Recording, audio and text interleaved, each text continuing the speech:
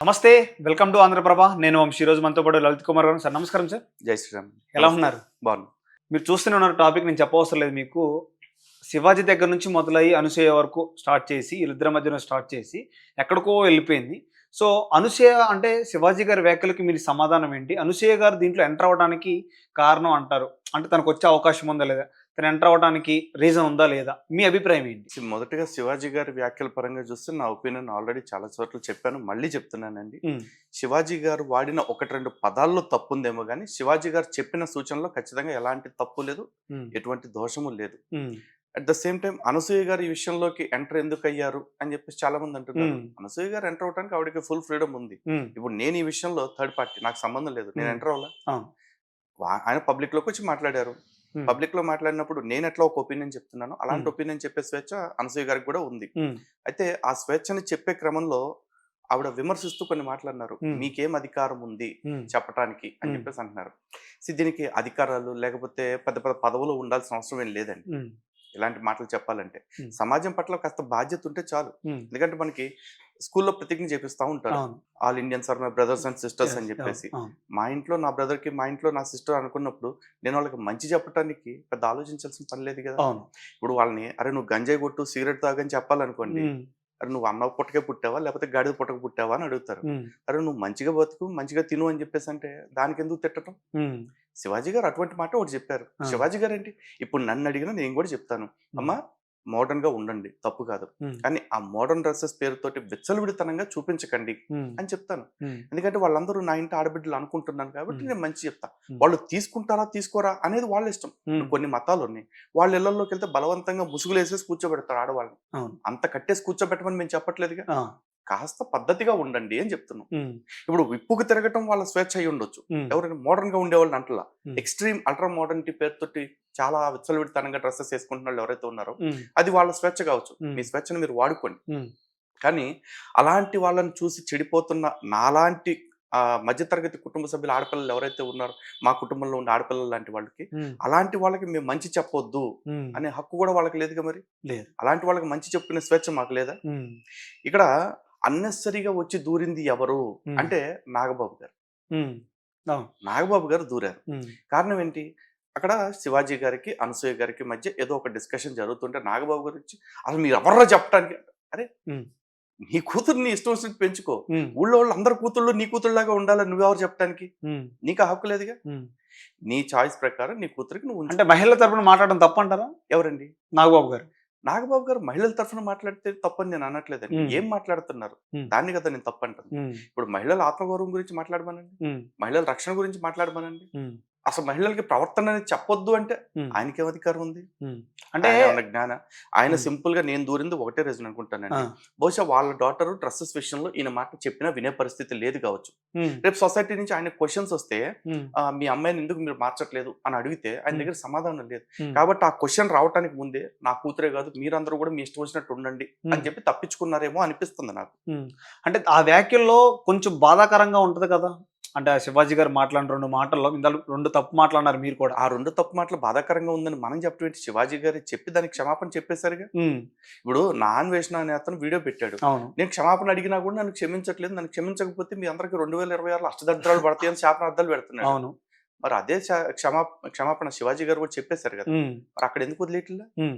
ఇప్పుడు నా అన్వేషణ మధ్యలో ఎంటర్ అయ్యారు, మీరు తీసుకొచ్చే టాపిక్. నా అన్వేషణ మధ్యలో ఎంటర్ అయ్యాడు, హిందువుల గురించి కానీ దేవుళ్ళ గురించి శివాజీని కూడా అనరాని మాటలు, చాలా బూతు మాటలు మాట్లాడాడు. అట్ ఏ టైం సీతాదేవిని కూడా మాట్లాడాడు. చాలా గరికపాటి మన వాక్యం అంటే చాలా ప్రవచనాలు చెప్పే వ్యక్తి, చాలా ఆయన్ని చాలా ఫాలో అయ్యే వాళ్ళు చాలా మంది ఉన్నారు. హిందువులు కానీ చాలా ఏ మతమైనా భారతదేశంలో చాలా మంది ఫాలో అవుతారు ఆయన్ని. అలాంటి వ్యక్తిని అన్నప్పుడు చాలా మంది రియాక్ట్ అయ్యారు. సో దాని మీద మీ ఆన్సర్ ఏంటి? ఆన్సర్ క్లియర్ గా ఉందండి. ఇప్పుడు వాడి దగ్గర డబ్బు ఉంది, అన్వేష్ అనేవాడి దగ్గర.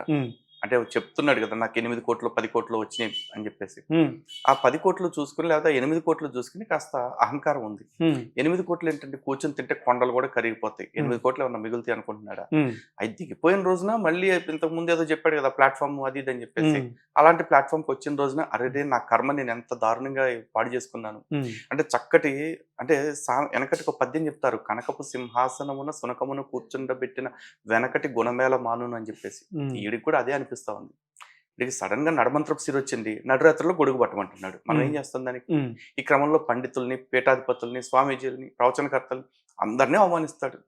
ఇప్పుడు రావణాసురుడు ఉన్నాడు, రాజు అయ్యాడు. అయిన తర్వాత ఏం చేశాడండి? మొత్తం దిక్పాలకులతో సహా అందరినీ తెచ్చుకుని కాళ్ళ దగ్గర పడేసుకున్నాను అనుకున్నాడు. కానీ కర్మ కాలిపోయిన రోజు వచ్చినప్పుడు ఒక్కడన్నా కాపాడా? లేదు. దిక్పాలకులు అందరినీ అధీనంలో ఉన్నారనుకున్నావు. ఏం చేశారు వాళ్ళంతా?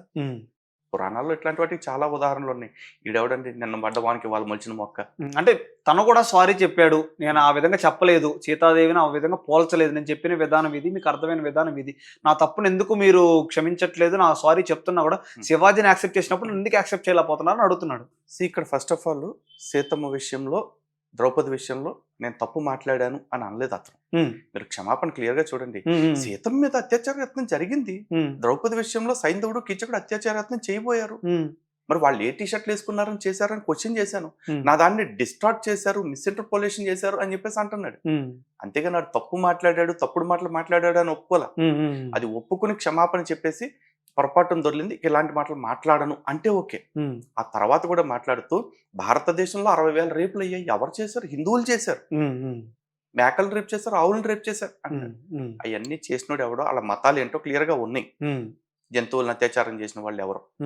అలాగే ఆడదాన్ని అత్యాచారం చేసే కాడికి విషయానికి వస్తే, వాడు చేసినోడు నిజంగా చెప్తున్నాను, దానిలో అన్ని మతాల వాళ్ళు ఉన్నారు, ఎక్కువ ఒక మతానికి సంబంధించిన వాళ్ళు ఉన్నారు. బట్ నేను ఇక్కడ మతం కూడా చూడట్లా. ఆడదాని మీద అత్యాచారం ఎవడైనా చేస్తే, వాడు ఏ మతం వాడైనా సరే, వాడికి ఎంత కఠినమైన శిక్ష వేయగలుగుతారో అంత కఠినమైన శిక్ష వేయండి. బికాస్ సెక్స్ అనేది మ్యూచువల్ కన్సెంట్ మీద జరుగుతుంది అంటే, అది వాళ్ళిద్దరి ఇష్టం మీద జరుగుతున్నప్పుడు అది వేరు. కానీ ఇంకో ఆడదాని శరీరం మీద బలవంతంగా తనకి ఇష్టం లేకుండా చెయ్యి వేయటం అనేది అదన్నిటికంటే పెద్ద నేరం. నేను చాలా ఇంటర్వ్యూస్ లో చెప్పి మళ్ళీ చెప్తున్నా, in humanity rape should be considered as highest crime. ఎందుకంటే తన శరీరం మీద ఇంకోటి ఎవడో పెత్తనం చేయడానికి ఎవరికి అధికారం ఉంది? ఎవరికి లేదు. దానికి మతం ఏంటి? హిందువులు చేశారంటే స్టాటిస్టిక్స్ వాడి దగ్గర ఉంటే చూపించమని బలంగా చెప్పినంత మాత్రం అబద్ధం నిజం అవుదండి.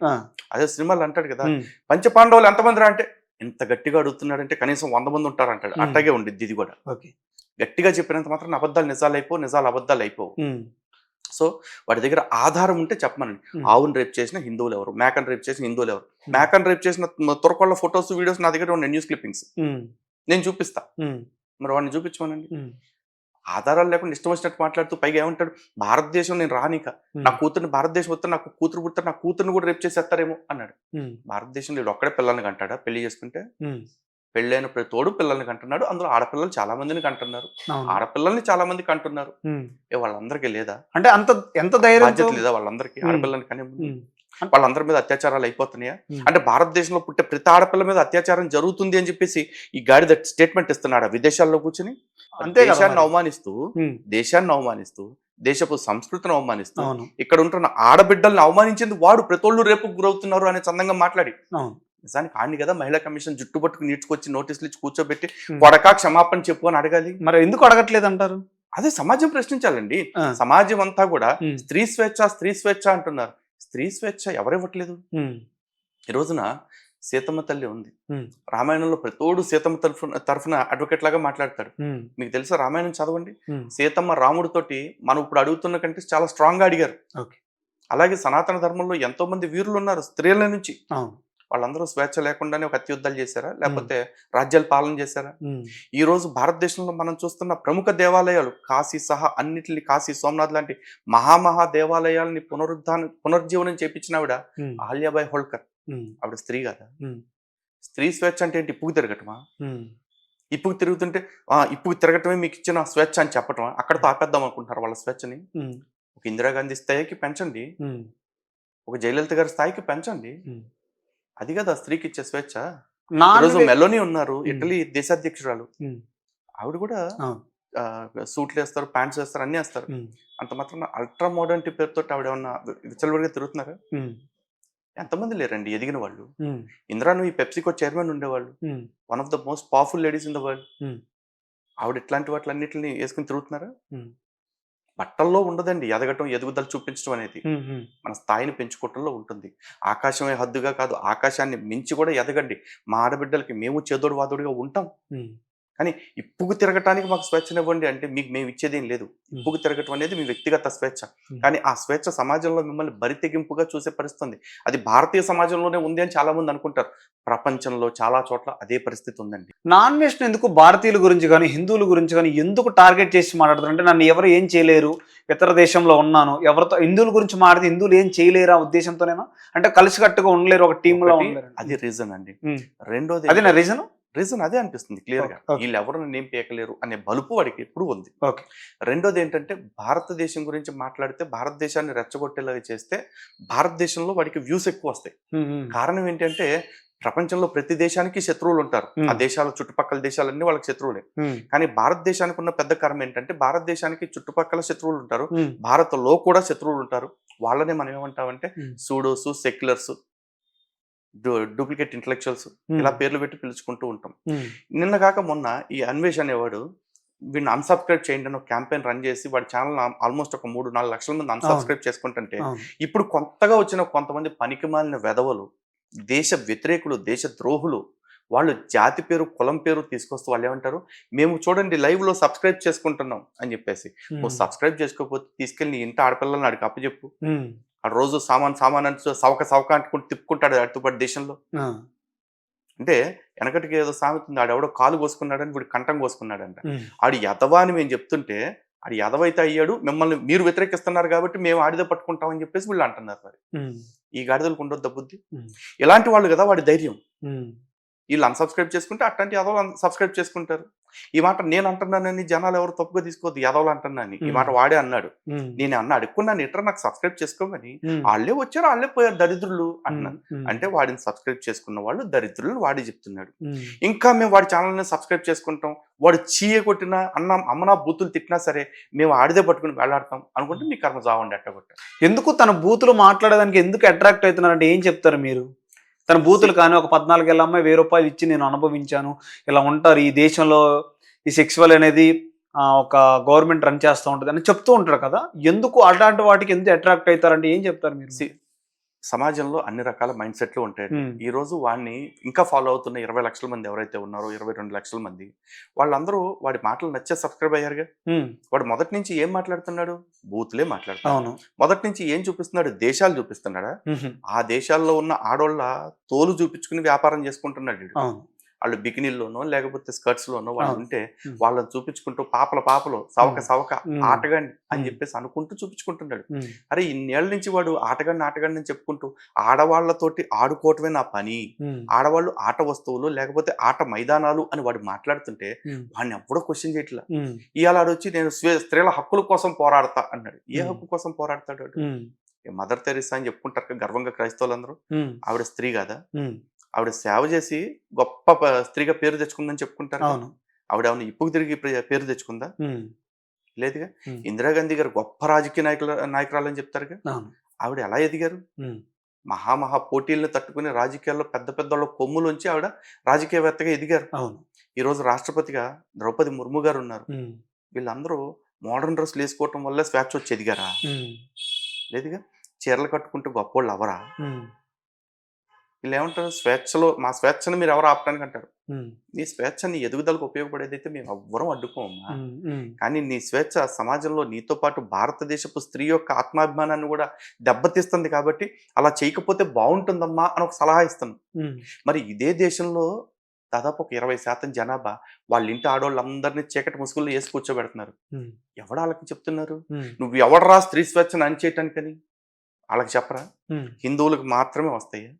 నాగబాబుని చెప్పమానండి, ఇదేం సంస్కృతిరా నీచుల్లారా, ఆడదానికి అలా చీకటి ముసుగులేసి కూర్చోబెడతావేంట్రా అని బయటకు రమ్మానండి. అంటే ఎందుకు చెప్పలేకపోతున్నారు? కేవలం హిందువులు ఎందుకు టార్గెట్ చేస్తారు? మిగతా మతాల గురించి మాట్లాడాలంటే పడిపోద్ది ఒక్కొక్కడికి. మరి హిందువులు ఎందుకు అంత ఫ్లోలో ఉన్నారంటే ఏం చెప్తున్నా కదండి. హిందుత్వంలోను భారతదేశంలోనూ అంతర్గత శత్రువులు వాళ్ళకి ఇస్తున్న బలం.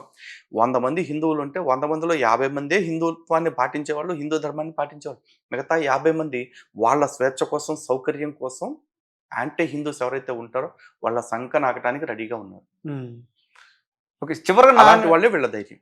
నాన్ వెస్ట్ చెప్పాలనుకుంటే మీరు ఏం చెప్తారు? హిందూగా నాన్ వేషన్కి ఒక హిందువుగా నేను ఏం చెప్పాలనుకుంటున్నాను, ఒక భారతీయుడికి కూడా చెప్పాలి. ఒక భారతీయుడిగా కూడా నేనేమనుకుంటున్నాను అంటే వాడికి ఏం చెప్పాలనుకోవట్లేదు. ఆ, ఎందుకంటే వాడు చెప్తే వినడు కాబట్టి. ఆ, చెప్పంగా విన్నోన్ని చెడాక చూడటం. ఆ, ఇది మనకి పురాణాలు చెప్తున్న మాట. ఆ. రావణాసురుడికి, దుర్యోధనుడికి చాలా మంది చాలా మాటలు చెప్పారు. ఎవరు వినలా. ఉమ్, వినకుండా మోనార్క్ లాగా వెళ్ళినంత మాత్రం వాళ్ళు మీ మాట వినకపోయినా మేము అదరగొట్టేసాని చూడని ఎవ్వడూ అనుకోలేదు. అందరూ సర్వనాశనం అయిపోయారు. ఉమ్, భీష్ముడు పిలిచి దుర్యోధనుడిని, ఒరే నాయన నువ్వు చేస్తుంది తప్పు, ఇలా చేయకూడదు, ఇది ధర్మం కాదు అంటే దుర్యోధనుడు ఒక మాట అంటాడు, తాత నాకు ఇది అధర్మం అని తెలుసు, ఉమ్, నేను చేసేది ధర్మం కాదని తెలుసు, ఉమ్, అయినా నేను ఇదే చేస్తా, ఉమ్, ఎందుకంటే నాకు ఇదే నచ్చింది అన్నాడు. ఉమ్, అలాగే చాలా మంది భారతీయులు ఈ రోజున ధర్మాధర్మాలను విడిచిపెట్టేసి ఇష్టాయిష్టాల మీద ఆధారపడటం మొదలు పెట్టారు. ఉమ్, అలా ఇష్టాయిష్టాలను పట్టుకున్న వాళ్ళు ఎంతకాలం బాగుంటారంటే సాగినంత కాలం బాగుంటారు. వాళ్ళకి ఎంతకాలం సాగుతుంది అంటే ఆడి పూర్వజన్మ కర్మఫలమో లేకపోతే ఈ జన్మలో చేసుకున్న పుణ్యఫలమో ఏదైతే కొంచెం మిగులు ఉంటుందో ఆ మిగులు ఉన్న దాని వరకు అనుభవిస్తాడు. ఉమ్. ఒక కర్మ సిద్ధాంతాన్ని నమ్మే హిందువుగా నేను ఇదే చెప్తాను. Okay. కానీ వీడికి ఇప్పుడు డౌన్ టైం స్టార్ట్ అయింది. ఉమ్. ఆడి వల్ల డబ్బులుంటే ఉండొచ్చు. అంటే అలా చెప్పట్లే కదా. డబ్బులున్న- సీతాదేవి వల్ల నాకు 8 లక్షలు వచ్చినాయి, ఉమ్. 17 Pro Max ఐఫోన్ కొనుక్కున్నాను, కొనుక్కో. 2 లక్షలు పెట్టి సీతాదేవి వల్ల మీరు ఏదో బాణాలు వేసారు అందరూ కలిసి నా మీద, అవి పూల వర్షంలాగా పడి నాకు డబ్బు రూపంలో అదే వచ్చినాయి. అండి. హిందువులు అంటే చెప్తాను. చెప్పండి. సీతమ్మ తల్లిని ఎత్తుకెళ్ళిపోయిన తర్వాత కూడా రావణాసురుడు ఇంకా 8 నెలలు బతికే ఉన్నాడు. ఓకే, దర్జాగా భవంతిలోనే ఉన్నాడు. ఓకే. అలాగే పాండవుల్ని మాయాజోదంలో ఓడించిన తర్వాత కూడా దుర్యోధనుడు కౌరవులు వీళ్ళంతా కూడా ఉమ్, 13 సంవత్సరాలు సంతోషంగానే ఉన్నారు. ఉమ్, ఎల్లకాలం సంతోషంగా ఉన్నారా? ఉమ్, లేదు కదా. ఉమ్, వీడికి కూడా ఈ రోజు తాత్కాలికంగా ఏదో కలిసి ఉండొచ్చు. ఉమ్, ఏమో వీడు ధర్మంగా ఉంటే ఆ 8 లక్షలు కాకుండా 80 లక్షలు వచ్చి ఉండేవేమో ఎవరికి తెలుసు ఉమ్, కదా. ఉమ్, ఈ రోజు నాకేదో ప్రయోజనం చేకూరింది కాబట్టి, అంటే వాడికి ప్రయోజనం చేకూరుతుంది కాబట్టి మనం ఇంకా వాడి గురించి మాట్లాడొద్దు అని అనుకుని కొంతమంది మాట్లాడటం మానేస్తారేమో అని వాడు ఒక డిఫరెంట్ గేమ్ స్ట్రాటజీ ప్లే చేస్తున్నాడు. ఉమ్, వాడి స్ట్రాటజీలకు పడిపోయి అంత పెద్ద జనాలు ఈ రోజుల్లో ఎవరూ లేరండి. ఉమ్, వాడు ఎన్ని రకాలుగా మాట్లాడినా వాడికి ఉంటున్న ఆ 20 లక్షల మంది సబ్స్క్రైబర్స్ 2 లక్షలకు వచ్చేదాకానో లేదా ఎంతకంటే తగ్గిపోయేదాకానో ప్రతి వాళ్ళు మాట్లాడుతూనే ఉంటారు. ఉమ్, వాడు చేసిన తప్పుకి వాడు బాహాటంగా వచ్చి తప్పు జరిగింది, ఉమ్. ఇకపై ఇలాంటి తప్పు చెయ్యను అని వినయంగా క్షమాపణ చెప్పేదాకా వాడి మీద ఈ ట్రెండింగ్ ట్రోలింగ్ నడుస్తూనే ఉంటుంది. అంటే తను ఒక 1000 రూపాయలు ఇచ్చి ఒక అమ్మాయిని 14 ఏళ్ళ అమ్మాయిని అనుభవించాను సెక్సువల్ గా చెప్తున్నాడు ఇతర దేశాల్లో. ఇక్కడ ఉన్న మహిళా కమిషన్ ఎందుకు పట్టించుకోవట్లేదు? ఇక్కడ ఉన్న చూసేది ఇండియన్సే కదా, తన వీడియోలు చూసేది. ఇక్కడ తను ఎందుకు టార్గెట్ చేయట్లేదు? అంటే తను ఎందుకు నోటీస్ డెవలప్ అవుతున్నారు తనకి? అదైతే చెప్తున్నా కదండి, మహిళా కమిషన్ మీరు ఎక్కడో అన్వేషణ అతను విదేశాల్లో ఉండి మాట్లాడిన మాటల గురించి మాట్లాడుతున్నారు. ఉమ్, స్వదేశంలో ఉంటూ ఒక పోరంబోకు పాస్టర్ గారు పువ్వులు పెట్టుకున్న ప్రతి ఆడది బజారుదే అని చెప్పేసి అన్నాడు. ఉమ్, మరి ఈ రోజున చీర కట్టుకున్న ఆడవాళ్ళు మంచోళ్ళు అని అన్నందుకే శివాజీ మీద ఇంత అవును, దాడి చేస్తారు. అవును. పువ్వులు పెట్టుకున్న ఆడవాళ్ళు అంతా బజార్ వాళ్ళే అని ఒక పాస్టర్ గారు మాట్లాడితే ఉమ్, మహిళా కమిషన్ ఏం చేసింది? ఎక్కడుంది? ఉమ్, ఆ రోజు మహిళా కమిషన్ సుమోటోకి ఎందుకు తీసుకోవాలి? అంటే మహిళా కమిషన్ సెలబ్రిటీస్ విషయంలోనే ఏదైనా స్పందిస్తుందా? ఎందుకని అట్లా? మహిళా కమిషన్ అడగండి. ఉమ్, అజ్ అన్ జర్నలిస్ట్ మీకు యాక్సెస్ ఉంటుంది కదా, yes. మీరు వెళ్ళి మహిళా కమిషనర్ ఎవరైతే ఉన్నారో ఆవిడని అడగండి. ఉమ్, ఎందుకు అప్పుడు స్పందించాలా, ఎందుకు ఇప్పుడు స్పందిస్తున్నారు? ఉమ్, వై దిస్ సెలెక్టివ్ అప్రోచ్? ఉమ్. కేవలం సెలబ్రిటీస్ కే మహిళా కమిషన్ ఉందంటారు? లేదు, సామాన్యుల విషయంలో కూడా స్పందించి ఉంటే గనక ఆ మల్లెపూలోటి విషయంలో ఎందుకు స్పందించలేదు? ఉమ్, 14 ఏళ్ల ఆడపిల్లల జీవితాన్ని, అంటే తన అవసరం కోసం వచ్చిన ఆడపిల్లకి ఈడు ఎన్నో అంటాడు కదా, నేను కుక్కలకి బిస్కెట్లు ఇచ్చాను ఉమ్, లేకపోతే పందులకి ఏదో పెట్టానని చెప్పేసి. ఉమ్, మరి ఒక 14 ఏళ్ల ఆడపిల్ల వచ్చి తన అవసరం కోసం వ్యభిచారం చేస్తుంటే వీడొక్కడం శుద్ధపోస అయితే గనక, అమ్మ మిగతా వాళ్ళు ఎట్లున్నా పర్లేదు, నాకు నీ దేహం మీద ఎట్లాంటి మోహం లేదమ్మా, కాబట్టి నాకు 1000 రూపాయలు పెద్ద అమౌంట్ కాదు, నాకు నెలకు 25 లక్షలు 30 లక్షలు వస్తాయి, ఇదిగో మీ 1000 రూపాయలు ఉంచుకో తల్లి అనొచ్చు, లేదు ఇంకో 1000 కలిపివ్వచ్చు. ఉమ్, ఇవ్వకుండా నేనేదో చేశాను అని చెప్పేసి చెప్పాడు. ఉమ్, వాడు మనిషేనా మరి? ఉమ్, అడగాల్సింది ఎవరు? ఉమ్. సమాజంలో లలిత్ కుమార్ ఒక్కడైనా, వంశీ ఒక్కళ్ళలోనే కాదు కదా, చాలా మంది ఉన్నారు. అవును. మరి వాళ్ళందరూ ఎందుకు మాట్లాడట్లా? ఉమ్, నాగబాబు గారు ఎందుకు మాట్లాడట్లా? ఉమ్. చెప్పండి. అంటే మాట్లాడిన ప్రతి వాళ్ళ మీద తను రివర్స్ కౌంటర్ ఐటమో లేకపోతే తన గురించి ఏదో బ్యాడ్ గా కౌంట్ తీసుకోవడం జరుగుతుంది కదా నాన్ వేషన్. ఇప్పుడు ఒకటండి, రోజు తల దూకున్నప్పుడు బొచ్చు ఉడతా ఉంటుంది. ఆడు మాట్లాడే మాటలు కూడా అంతే, అంతకు మించి ఏం ఊడేలాగా చేయలేవు మనకి. ఎట్లా వాడు ఎవడు అసలు? వాడు టార్గెట్ చేస్తాడు అనగానే భయపడిపోయి కొంతమంది ఏదో వీడియోలు కూడా తీసేశారు అంటే అవును. ప్రచారం చేస్తున్నారు. అవును. భయపడుతున్నారు అంటే కొంతమందికి వెనకాల బాధ్యతలు ఉండొచ్చు, బంధాలు ఉండొచ్చు, కొంతమంది భయపడొచ్చు నిజంగా కూడా. భయపడే వల్ల నేను తప్పను, కానీ ప్రతోడు భయపడతాడని వాడు అనుకోవటం తప్పు, ప్రతోడు నోరు మోస్తాడని వాడు అనుకోవటం తప్పు. ఈరోజు నాలంటూ టార్గెట్ చేస్తాడు అన్న భయం నాకైతే లేదు. టార్గెట్ చేసినా వాడు పీకేది ఏమీ లేదు. ఎందుకంటే మేము ధర్మంగా ఉన్నాం, ధర్మం వైపు ఉన్నాం, ధర్మం కోసం ఉన్నాం. చివరగా హిందువుల తరపున మీరు ఏం చెప్పాలనుకున్నారు? నాన్ వేషన్ కానీ లేకపోతే ఇక్కడ ఉన్న హిందువులకి ఏం చెప్తారు? ఇక్కడ హిందువులకైతే చాలా చెప్తానండి. ఎందుకంటే చాలా మంది అనిపించవచ్చు నాకు నచ్చినట్టు ఉంటా అని చెప్పేసి. అరే ఉమ్, నచ్చినట్టు కుక్కలు, పందులు, జంతువులు కూడా ఉంటున్నాయి. మనం సమాజంలో ఉంటున్నాం. ఉమ్, సమాజానికి తగ్గట్టు మనం కొన్ని రూల్స్ ఫ్రేమ్ చేసుకున్నాం. ఉమ్, ఈ రోజున రాజ్యాంగం మనం రాసుకున్నామండి. ఉమ్, చట్టాలు మనం పెట్టుకున్నాం. ఉమ్, కుక్కలకి, పందులకి, వీటికి, జంతువులకి చట్టాలు, రాజ్యాంగాలు ఉన్నాయా? ఉమ్, లేవు కదా. ఉమ్, ఎందుకు పెట్టుకున్నాం? వ్యవస్థ బాగుండాలి, వ్యక్తి ప్రశాంతంగా బ్రతకాలి అని చెప్పేసి. ఉమ్, అలాంటి వ్యవస్థని పూర్వకాలంలోనే ఏర్పాటు చేశారు మనకి. ఉమ్, ఆ సిస్టమ్ని ఇప్పుడు ఎందుకు కష్టంగా ఫీల్ అవుతున్నాం మనం? ఉమ్, ఎందుకంటే మనకి సిస్టమ్ కంటే కూడా మన ఇష్టం ఎక్కువైపోయింది కాబట్టి. ఉమ్, దయచేసి ఆ ఇష్టాలని పక్కన పెట్టి ధర్మాన్ని ఆలోచించండి. Hmm. ఎందుకంటే ధర్మ ఏవ హతోహంతి ధర్మో రక్షిత రక్షిత. ధర్మాన్ని మనం ఆచరిస్తే ఆ ధర్మం మనల్ని ఖచ్చితంగా కాపాడుతుంది. ఉమ్, అలా కాకుండా నాకు నచ్చినట్టు నేను ఉంటాను, నన్ను దేవుడు ఎందుకు కాపాడలేదు, నన్ను ధర్మం ఎందుకు కాపాడలేదు, నన్ను సమాజం ఎందుకు కాపాడలేదు అంటే ఉమ్, మీ ప్రశ్నకి తిరిగి ప్రశ్నే సమాధానం అవుతుంది తప్ప ఉమ్, ఉమ్. మీ ప్రశ్నకి ఎప్పుడు సమాధానంగా రాదు. అయితే చాలా మంది అన్వేష్ పతనం స్టార్ట్ అయిపోయింది. ఉమ్. హిందువులు ఆల్రెడీ అంటే ఒక దగ్గరకు వచ్చారు, ఆల్రెడీ 2 లక్షలు 3 లక్షల వరకు సబ్స్క్రైబర్లు తగ్గిపోయారు అని చాలా మంది చెప్తున్నారు. అంటే మీది ఏమన్నా గమనించారు ఇలాంటివి? చూశాను. హిందువులు కూడా ఒక టీం లాగా అవుతున్నారు, ఈసారి ఎవరు వచ్చిన హిందువుల జోలికి వదిలిపెట్టనట్టుగా మాట్లాడుతున్నారు చాలా మంది. ఖచ్చితంగా అండి. ఒకప్పుడు ఎప్పుడు రియాక్ట్ కాని వ్యక్తులు హిందువులు కూడా ఒకప్పుడు ఎప్పుడు రియాక్ట్ కాలేదు, ఈసారి 4 లక్షలు అంటే మామూలు విషయం కాదు, చాలా మంది రియాక్ట్ అవుతున్నారు కదా. దాని మీద మీ ఇది అభిప్రాయం? సమాజంలో చాలా వాటిలో మనం ఇది గమనించవచ్చు. ఒక ఉమ్. అన్వేష్ విషయంలోనే కాదు, ఇప్పుడు ఉమ్. అన్వేష్కి ఆల్మోస్ట్ 25,70,000 ఎంతమంది ఉన్నప్పుడు నేను చూశాను అవును. ఫస్ట్ సబ్స్క్రిప్షన్ లిస్ట్, అంటే ఈ ఇష్యూ స్టార్ట్ అయిన తర్వాత. ఉమ్, ఉమ్.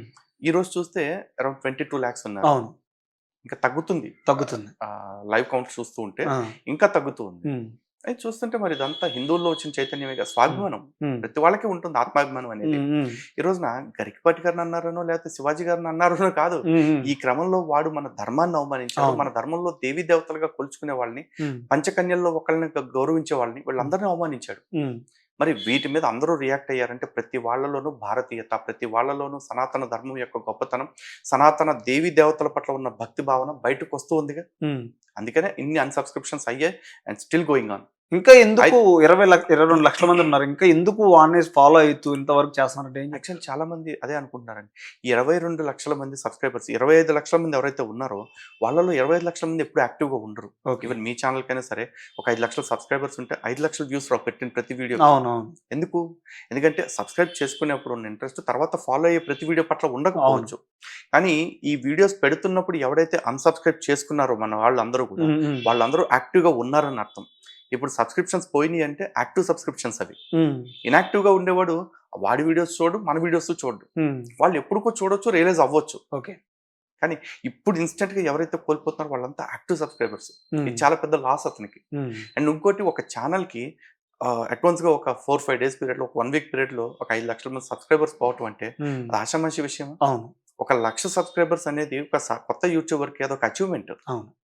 అలాంటిది 5 లక్షల మంది సబ్స్క్రైబర్స్ ఆల్ ఆఫ్ సడన్గా పోవటం అంటే, ఉమ్, ఇంకా అతను నేను మారను అంటున్నాడంటే అతనుకున్న బల్బ్ ఏంటంటే అతనికి ఛానల్స్ 2 ఉన్నాయి. ఉమ్. నా అన్వేషణ, ప్రపంచ యాత్రికుడు. అవును. అందరూ కూడా నా అన్వేషణ ఒక్కదాని మీద ఫోకస్ పెట్టారు. ప్రపంచ యాత్రికుడు అనే ఛానల్ని కూడా అన్సబ్స్క్రైబ్ చేసుకోవడం స్టార్ట్ చేయండి. యాక్చువల్లీ ఈ క్యాంపెయిన్ ఎక్కువ మంది రన్ చేయాలి. ఉమ్, ఎందుకంటే వాడు ఒక ఛానల్ పోతే ఇంకోటి ఉంది అన్న బలుపులో ఉన్నాడు, ఉమ్, ఈ 2 పోతే నాకు ఇన్స్టా ఉంది అన్న అహంకారంలో ఉన్నాడు. ఉమ్, ఇన్స్టాలో కూడా ఒక 3 lakhs 4 lakhs అవును. సబ్స్క్రైబర్స్ తగ్గారు. ఉమ్, కానీ అది కూడా ఇంకా తగ్గాల్సిన అవసరం ఉంది. ఉమ్, ఎందుకంటే అతని సబ్స్క్రైబర్స్ని తగ్గించడం కాదు మన ఉద్దేశం, అతని బలుపుని తగ్గించడం. ఉమ్. అతని బలుపు తగ్గాలి అంటే అతనుకున్న ఏకైక బలం సబ్స్క్రైబర్స్, అంటే నేను ఛానల్స్. ఆ సబ్స్క్రైబర్స్ తగ్గాల్సిందే. తను ఏమంటే హిందువుని, నన్ను ఎందుకు ఒప్పుకోవట్లేదు, మీరు ఎవరు నన్ను మార్చడానికి, నా దగ్గర ఒక భగవద్గీత ఉంటుంది, వినాయకుడు ఉంటాడు, నన్ను ఎవరు మీరు హిందూ కాదంటానికి, నేను ఇండియాకి ట్యాక్స్ పే చేస్తున్నాను, ఎవరు పే చేస్తున్నాను అంత ధర్మంగా అని మాట్లాడుతున్నాడు. కరెక్ట్ అండి. ఇప్పుడు రావణాసురుడు హిందూ కదా, శివభక్తుడేగా. అవును. కానీ అధర్మం చేశాడని చెప్పేసి మన హిందువేగా తమ్ముడు కూర్చో మాట్లాడుకుందాం అన్నాడు రాముడు. వేసాడు. దుర్యోధనుడు హిందూ కదా, కంసుడు హిందూ కదా. హిందూ అని చెప్పుకున్నంత మాత్రాన, హిందుత్వంలో ఉన్నంత మాత్రాన ఎదవేషాలు వేయడానికి ఛాన్స్ లేదండి. అండ్ ఇంకోటి, సనాతన ధర్మంలో నువ్వు 100 అన్నదానాలు చేసావు కాబట్టి ఒక మర్డర్ చేసుకునే ఛాన్స్ ఇస్తున్నా, నువ్వు 1000 మందికి గోదానం చేసావు కాబట్టి ఒక రేప్ చేసుకునే ఛాన్స్ ఇస్తున్నా. ఎట్లాంటి పాపాల మాఫీ పథకాలు, రుణమాఫీ పథకాలు ఏం లేవండి. మోసుకుని ప్రతి వాడు కూడా ధర్మంగా ఉండాల్సిందే, ధర్మాన్ని పాటించాల్సిందే. ఇప్పుడు కొన్ని ఛానల్స్ లో చూసుకుంటే డిబేట్స్ పెడుతున్నారు. అనసూయ తరపున కొన్ని మంది, సనాతన ధర్మం గురించి కొన్ని మంది, ఒక మహిళల తరపున కొన్ని మంది వస్తున్నారు. ఒక మహిళ గురించి ఇంకో మహిళ చాలా దారుణంగా మాట్లాడుతుంది. ఆ వీడియో మీరు చూసి ఉంటారు నాకు తెలిసి, పేరు చెప్పను కానీ నేనైతే. దాని మీద మీ సమర్థన ఏంటి, మరి మీ సమాధానం ఏంటి దాని మీద? అని సమర్థిస్తారా తనని, లేకపోతే అనసూయ లేదు లేదు యాక్చువల్లీ ఇక్కడ ఫస్ట్ నాకు మీ స్టేట్మెంట్ తోనే అబ్జెక్షన్ ఉంది. ఒక మహిళ గురించి ఇంకో మహిళ దారుణంగా మాట్లాడారు అంటున్నారు. ఏం దారుణం అండి? ఇప్పుడు అనసూయ గారి విషయంగా ఆవిడ మాట్లాడితే మీకు దారుణం అనిపిస్తా ఉంది. కానీ అనసూయ గారు మరి అంతకంటే దారుణంగా ఒక షోలో కూర్చుని రాశి గారు బాడీ షేమింగ్ చేయలేదా? ఆది గారు రాశి ఫలాలు అనే పదం వాడితే రాశి ఫలాలా రాశి గారి ఫలాలా అంటే డబుల్ మీనింగ్ సెన్స్ తోటి ఆవిడ మాట్లాడి రాశి గారిని బాడీ షేమింగ్ చేయటం కరెక్టేనా? మరి అది దారుణం కదా. ఈవిడ గురించి మాట్లాడితే మాత్రం దారుణంగా అనిపిస్తుంది. ఆ సెలెక్టివ్ అప్రోచ్ మానేయండి. ఆవిడ మాట్లాడింది ఆవిడ సొసైటీ పట్ల ఆవిడకున్న కన్సర్న్ తో. She's a politician. వచ్చిన సిచ్యువేషన్ అడ్వాంటేజ్ గా తీసుకుని మహిళల ఓట్లు పొందేస్తే చాలు అని ఆవిడ అనుకోవచ్చు. కానీ ఆవిడ అట్లా అనుకోకుండా నా స్టేట్మెంట్స్ కి నా పార్టీకి సంబంధం లేదు, నేను క్లియర్ గా చెప్తున్నా, సమాజానికి ఇది మంచిది కాదు అని చెప్తున్నారు. ఆవిడ రెస్పాన్సిబుల్ గా ఉన్నారండి. అంతవరకే చూద్దాం. దాష్టికాలు ఏం లేవు. రాశి గారు కూడా ఈ మధ్యన కొంచెం ఒక వీడియో రిలీజ్ చేసినట్టుగా ఉన్నారు, అనసూయ గురించి కౌంటర్ ఇచ్చినట్టుగా. ఒక జడ్జి కూడా లేడీయే మాట్లాడింది, యాంకర్ కూడా లేడీయే. అప్పుడు మీకు గుర్తు రాలేదు బాడీ షేమింగ్ అనేది, ఇప్పుడు గుర్తుకొచ్చింది అన్నట్టు మాట్లాడుతున్నారు. మరి దాన్ని మీరు ఎలా చూడొచ్చు? అదే చెప్తున్నాను. ఇప్పుడు దానికి అనసూయ గారు సమాధానం చెప్పాలి. ఆవిడ ఎవరికి సమాధానం చెప్పే పరిస్థితిలో లేరు. ఆవిడకి తోచిన స్టేట్మెంట్స్ ఆవిడ ఇచ్చుకుంటున్నారు. కారణం ఏంటంటే ఆవిడ ఇలాంటి మాట్లాడటం వల్ల, లేదంటే ఇట్లాంటి కాంట్రవర్సీల వల్ల ఆవిడకి ఆఫర్స్ పోతే అన్న భయం లేదు కాబట్టి ఆవిడ మాట్లాడుతున్నారు. కానీ ఒక మాట మనం మాట్లాడుకుందాం. ఆ షోలో అనసూయ గారు ఎవరిని చూసి ఎవరికి చూపించాలని, అంటే ఎవరిని మెప్పించాలని ఆ కామెడీకి ఆ కామెంట్స్ జోడించారు? ఆడవాళ్ళని మెప్పించాలనా? పోనీ ఒకవేళ ఆడవాళ్ళని మెప్పించాలనుకుంటే ఆడవాళ్ళు ఇట్లాంటి స్టేట్మెంట్స్ ఇస్తూ ఆడదాన్ని కించపరచడం వల్ల ఎంటర్టైన్మెంట్ ఫీల్ అవుతున్నారని ఆవిడ చెప్తున్నారా? కాదు కదా. ఆ వ్యూవర్స్ ఎవరైతే ఉన్నారో అందులో ఉన్న మాక్సిమం ఉన్న మగవాళ్ళని ఎంటర్టైన్ చేయాలనుకున్నారు. అండ్ ఆ స్టేట్మెంట్ ఎవరి దగ్గర మాట్లాడారు? హైపర్ ఆది గారు అని ఇంకొక మేల్ పర్సన్ దగ్గర మాట్లాడారు.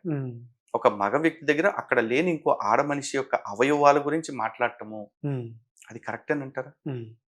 కాదు కదా. మహిళా కమిషన్ మరి ఏం చేస్తున్నాం? మహిళా కమిషన్ ఎందుకు ప్రశ్నించట్లేదు వాళ్ళని? ఇప్పుడు అనసూయ విషయం అంతా మహిళా కమిషనర్ నేరెళ్ల శారద గారు మాట్లాడాలా? శివాజీ గారి విషయంలో అంత స్పాంటైన్ గా రియాక్ట్ అయిపోయి 2 days కి పిలిచి క్షమాపణ చెప్పించారు కదా, మరి వీళ్ళ విషయంలో ఎందుకు స్పందించట్లేదు? ఇప్పుడు శివాజీ గారు ఇచ్చిన స్టేట్మెంట్ నేను కూడా ఇస్తున్నాను, దయచేసి ఆడవాళ్ళందరూ మోడర్న్ గా ఉండండి, కానీ విచ్చలవిడితనంగా డ్రెస్సులు వేసుకోవద్దండి. ఇది నా దేశపు ఆడబిడ్డలందరికీ నేను చెప్తున్న ఒక సూచన. మహిళా కమిషన్ ని నాకు నోటీసులు ఇమ్మనండి, నన్ను ఉరి తీసుకుంటారా చెప్పండి, నేను లైవ్ లో చెప్తున్నా, నేను క్షమాపణ చెప్పట్లా, నా వ్యాఖ్యల పట్ల నేను సిగ్గుపడట్లా, ఎందుకంటే ఇది నా భారతీయ ఆడబిడ్డల పట్ల, సమాజం పట్ల నాకున్న కమిట్మెంట్, నాకున్న చిత్తశుద్ధి, అంతే. ఓకే. నాన్ వెస్ట్ 22 లక్షల మంది ఫాలో అవుతున్నారు. తను కూడా భారతీయుల గురించి, రేపుల గురించి చాలా ఇందాక మీరు మాట్లాడినట్టుగా. సో అంత దారుణ పరిస్థితుల్లో మాట్లాడుతున్నా కూడా అంటే చాలా మంది తిడుతున్నారు, చాలా మంది పొగుడుతున్నారు, రకరకాలుగా ఉంది. సో ఇక్కడున్న మహిళలు తను ఏ విధంగా తీసుకోవచ్చు? మహిళలకి మీరు ఏ సపోర్ట్ చేస్తారు మీరు మాట్లాడే విధానం నాన్ వెస్ట్ విషయం? ఇప్పుడు దాకా నేను మాట్లాడింది శివాజీకి సపోర్ట్ గా కాదండి, మహిళలకి సపోర్ట్. రైట్ శివాజీ సపోర్ట్ నేను అనట్లేదు. నేను చెప్తున్నా శివాజీ గారు మాట్లాడింది కూడా మహిళల తరఫున కాదు, మహిళల తరఫున. ఆయన ఏమన్నారు? ఆడదంటే అద్భుతం అమ్మా, ప్రకృతి ఎంత అందంగా ఉంటే అంత అద్భుతంగా ఉంటుంది. అలాగే ఈ వ్యాఖ్యల గురించి నేను ఎక్కువసేపు మాట్లాడను, ఎందుకంటే ఇది మాట్లాడితే రేపు చాలా మంది పెద్ద పెద్ద వాళ్ళు వచ్చేస్తారు నన్ను విమర్శ చేయడానికి. ఆయన ముందే చెప్పారు జరిగే ప్రతిదీ ఆయన యాంటిసిపేట్ చేశారు, అదే జరుగుతుంది కూడా. కాకపోతే శివాజీ గారికి ఒక స్టేచర్, ఒక ఇమేజ్ ఉంది కాబట్టి సొసైటీలో ఆయన వెనక్కి తీసుకోవటం లేకపోతే క్షమాపణ చెప్పటం చేశారు. అది ఆయన ఇచ్చిన స్టేట్మెంట్ మీద కాదు, ఆయన వాడిన 2 పదాల మీద మాత్రమే కదా, అంతవరకే. ఇప్పుడు మేము కూడా మాట్లాడుతుంది మా ఇంటి ఆడబిడ్డలు అనుకుంటూ ప్రతి భారతీయ స్త్రీని మేము సూచన చెప్తున్నాం. అసలు నువ్వు ఎవడో మాకు సంబంధం లేదురా అని ఎవరైనా ఆడవాళ్ళు అన్నారు అనుకోండి, అలాంటి ఆడవాళ్ళు అందరూ రేపు మాకు ఏదైనా జరిగినా సరే మాకు నిర్భయ చట్టం వద్దు, అభయ చట్టం వద్దు, దిశ చట్టం వద్దు అని చెప్పేసి చెప్పమనండి. ఎందుకంటే ఈరోజు నాకు ఘటన జరగగానే మాకు రక్షణ కోసం చట్టాలు కావాల్సిందే అని ఆడవాళ్ళు రోడ్ల మీదకి వస్తున్నారు కదా, మగవాళ్ళు ఎప్పుడు రావట్లేదుగా. ఎందుకని అంటే ఇంకా చట్టాలు కొన్ని వస్తే తప్ప మాకు రక్షణ కలగలేని పరిస్థితి దేశంలో నెలకొని ఉంది వాళ్ళకి తెలుసు కదా.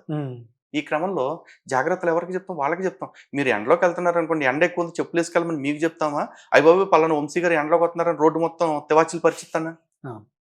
మీకు చెప్పులు ఇస్తాం, చెప్పులు వేసుకోమని సలహా ఇస్తాం. అంతవరకు వాళ్ళకి కూడా అంతే చెప్తాం. మరి దూరంగా కుక్కలోనే జాగ్రత్త అమ్మా అని మీకు చెప్తాం. అంతేగాని ఆ కుక్కలో మావాడు వస్తున్నాడు జాగ్రత్తగా ఉండండి నాటికి చెప్పం. శివాజీ గారు చెప్పింది అది, నేను చెప్పిన అదే. నాగబాబు గారు ఏమంటారంటే, అయ్యి మా అమ్మాయి వెళ్తుంటే రోడ్డు మీద కుక్కలు 100 ఉన్నాయి, అక్కడ 100 కుక్కలు ఖాళీ చేయాల్సిందే అన్నారు. మీ అమ్మాయి అని మీకు తెలుసు అండి, పాపం కుక్కలకు తెలియదు కదా. కాబట్టి కొంచెం మీరు సమాజంలో బ్రతుకుతున్నాం అన్న స్పృహని మెయింటైన్ చేయండి చాలు. నాన్వేషన్ అంటే మన ఇండియాకు వస్తే తన పరిస్థితి ఎలా ఉంటుంది, వచ్చే అవకాశం ఉందా లేదా, వీళ్ళు తలుచుకుంటే పోలీసు వాళ్ళని తన మీద ఆల్రెడీ చాలా ఎఫ్ఐఆర్స్ అవుతున్నాయి కదా, కేసులు పెడుతున్నారు. ఒకవేళ హైదరాబాద్ కనుక తీసుకొస్తే, ఇండియాకి తీసుకొస్తే తన పరిస్థితి ఎలా ఉంటుంది? శివాజీ గారి విషయంలో అన్వేష్ ఒక స్టేట్మెంట్ ఇచ్చాడు. ఈ ఎల్కోడికి ఎక్కడ కనపడితే అక్కడ సంపి డీ చేయండి అని చెప్పేసి చెప్పాడు. నేను చెప్తున్నానండి, ఆ ఎల్కోడికి ఎప్పుడు ఇండియా వస్తే అప్పుడు సీతమ్మను అవమానించినందుకు కాళ్ళు చేతులు ఎరిచి డీ చేయండి. అంతే అంతే. చట్టం ఇక తన పని తను చేసుకుపోతా ఉంటది. వాడి విషయంలో చేసుకుపోద్ది, నా విషయంలో చేసుకుపోద్ది. కానీ వాడు నా తల్లిని అవమానించాడు, మా దేశాన్ని అవమానించాడు, భరతమాతను అవమానించాడు. ఇక్కడ అన్యం పుణ్యం తెలియని అనేక మంది హిందువుల్ని మొత్తం అందరినీ ఒకే ఘాటిని కట్టి అవమానించాడు. కాబట్టి వాడి కాళ్ళు చేతులు ఎరిచి డీ చేయండి. Thank you. జై శ్రీరామ్.